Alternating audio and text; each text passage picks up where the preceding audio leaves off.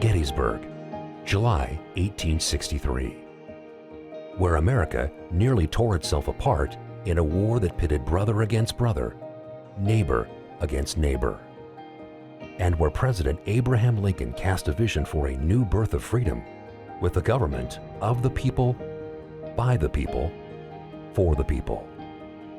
We returned to the sacred ground to see what it can teach us about reconciliation and unity across our differences toward what Lincoln called the unfinished work of America. Our past experiences shape who we are as a nation. 77 years ago, our fathers brought forth on this continent a new nation, conceived in liberty and dedicated to the proposition that all men are created equal.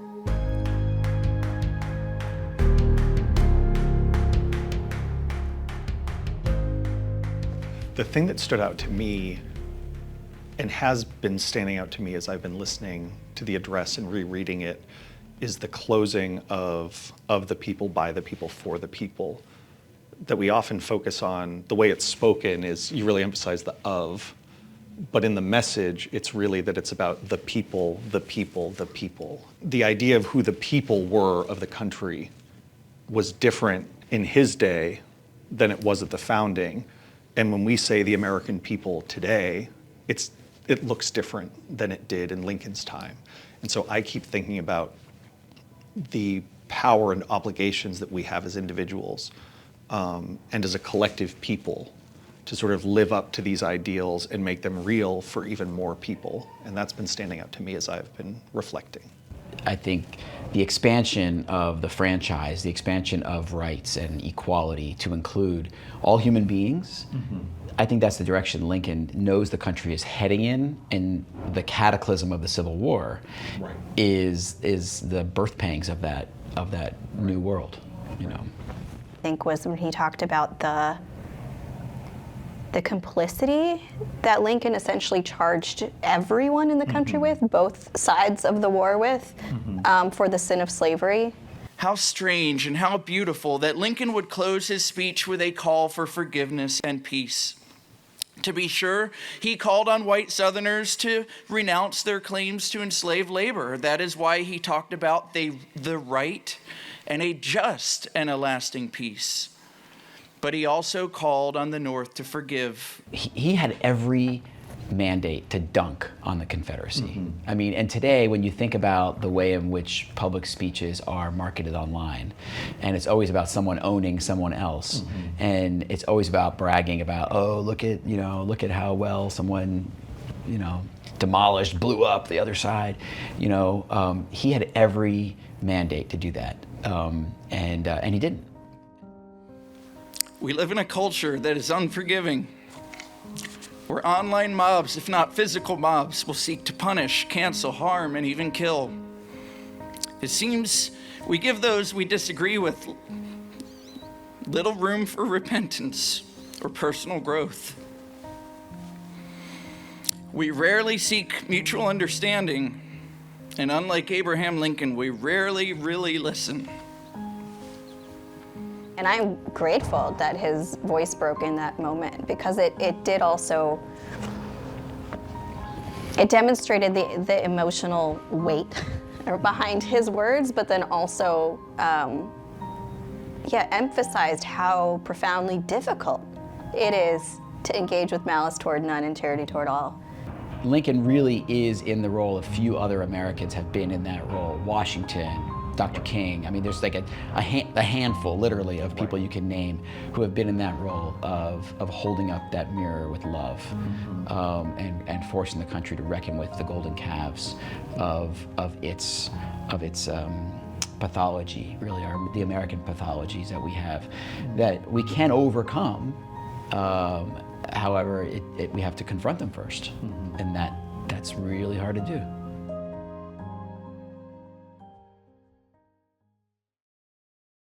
Our past experiences shape how we understand each other. It reminded me of this metaphor that we use at Interfaith America, that we're not a melting pot, we're a potluck nation, where in a melting pot, everything gets melded down into one same thing. And so we use the metaphor of a potluck, because a potluck, everyone's coming to one table, but you're bringing something distinct to the table. If all of the food at a potluck was the same, it would be really boring. And so we think of people bringing pieces of themselves to the table, and also the way that the food interacts with each other in a way that it would not just on your table at home. Hearing the different countries that people were there from, and also thinking they're becoming a part of the whole. Today, 16 candidates have come to this historic site to pledge allegiance to the United States of America. Candidates for naturalization, I will now call the name of your country of nationality. At a time when we feel so divided, it felt like we were hearing about different identities, but also then anchoring them in the shared American identity. And then as they were taking the oath, it was almost like the finishing touch on the sort of missional side of some of the presentations at the beginning of the ceremony. I'm so pleased to congratulate you and welcome you to U.S. citizenship. You are our most recent citizens. Congratulations, everybody. I actually had a very different reaction, which was one of heartbreak, because giving that specificity to some of the contexts they came from, like Ukraine, right?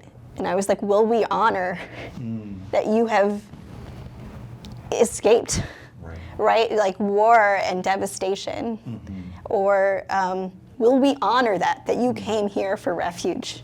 I don't know. Like that was a big, that was, sorry.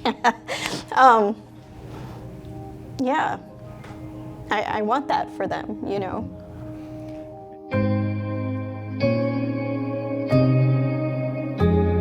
People committing political violence always think it's defensive. Even if you would objectively look at it and be like, no, you're attacking innocent people. I'm Most defending people my don't think of it family. that way. Right. They think they're defending something or preempting something.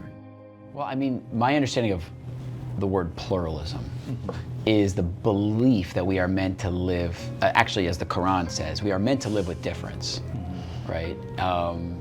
The verse I've heard, I'm going to misquote it, I apologize, but you know, the verse is that God created us different so we can learn from each other, right? Good paraphrasing. Good paraphrasing, thank you. I think that the skill of living in difference and learning from it, asking questions and listening for answers, that skill is a core necessity of a successful liberal democracy. We can't do it if we can't investigate difference and learn from it and ask the right questions and find areas of cooperation. And where I'd like to pivot a little bit here is to introduce a framework from Interfaith America that you both probably already know, but I'll introduce this framework and then sort of think through, reflect both on thoughts today and the way forward. And so this framework that we have for pluralism at Interfaith America is respect, relate, cooperate. And that's respect diverse identities, relate across lines of difference, and cooperate for the common good. And so the idea is that we're respectful of each other, we learn from each other, and we can sort of cherish our disagreements and learn from each other across those disagreements. And ultimately, we can work together for the common good without trying to pretend that we agree on everything. I do think part of the many threats we are experiencing to religious freedom today is a lack of that sense of religious pluralism. There's a sense of, if I want my religion to be respected in this sort of way in society, then it needs to be the only thing that policy recognizes and respects, rather than if policies honor and respect all religions and non-religion, that there will be room for me and for everyone else, and we can sort of compete in the marketplace of good ideas about whose ideas win out here. That's what our democracy does. Our democracy says to faith communities, you can have as many tens of thousands of different ways of believing, and all the freedom you get to do that is on the condition that you're going to train citizens on how to function when they get into the legislative body as elected officials and have to solve problems together. I think this isn't working over here because we haven't done our job. You know, as faith leaders, you know, we have to assert our our differences and bring people into experience of difference with other faiths, and give them the confidence to learn from each other without worrying that they're going to lose their faith because I'm listening to someone tell me about Jesus. I'm not going to lose my faith because someone tells me their faith. I'm going to be inspired.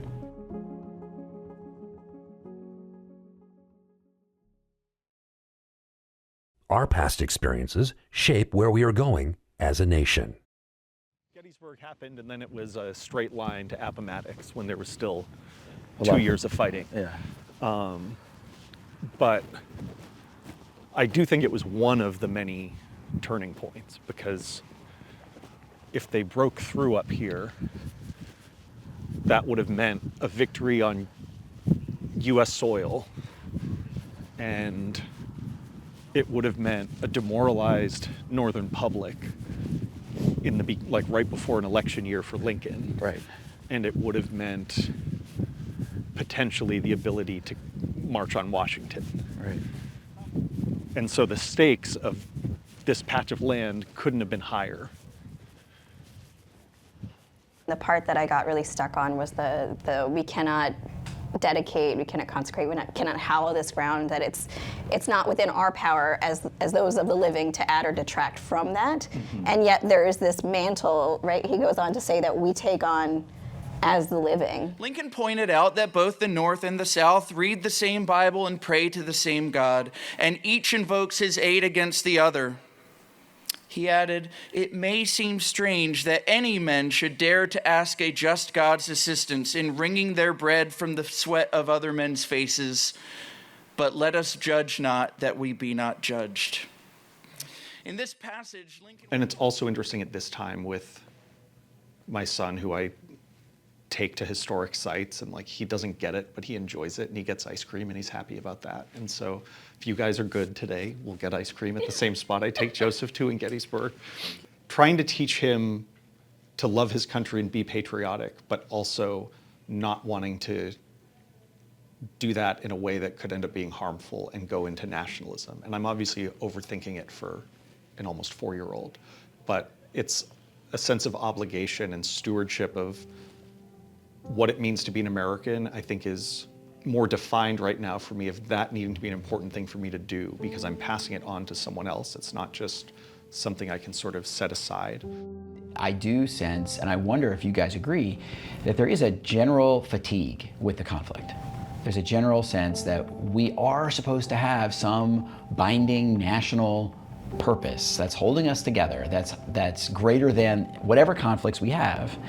And I do think that there is some benefit, political benefit and profit benefit, from people who prevent us from getting to that national unity.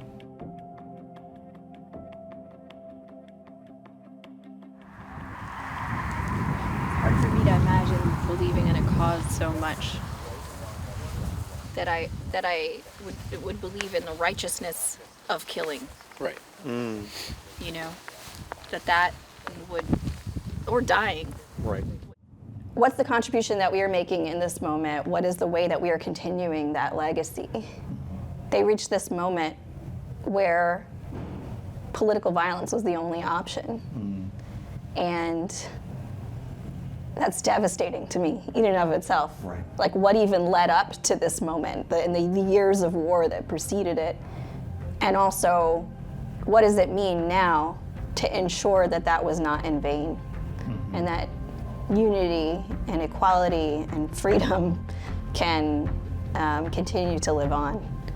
As we live in times of great division, let us here too highly resolve to follow their lead and strive to adhere to the better angels of our nature.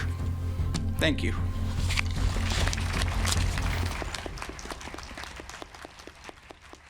For more information, go to interfaithamerica.org.